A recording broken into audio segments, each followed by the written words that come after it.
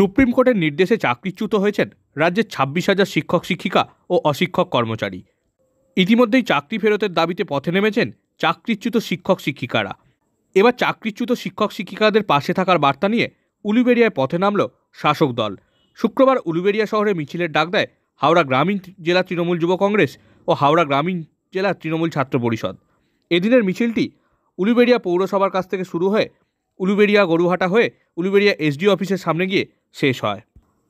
নেতৃত্বের দাবি, বিজেপি ও বামেদের যৌথ ষড়যন্ত্রের জেরেই চাকরি হারিয়েছেন শিক্ষক শিক্ষিকারা। এর বিরুদ্ধে প্রতিবাদ জানিয়েই এদিনের মিছিল।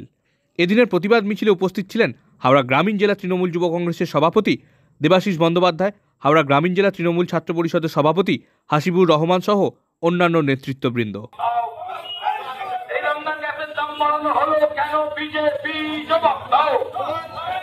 এই প্রতি সিলিন্ডারে 50 টাকা করে দাম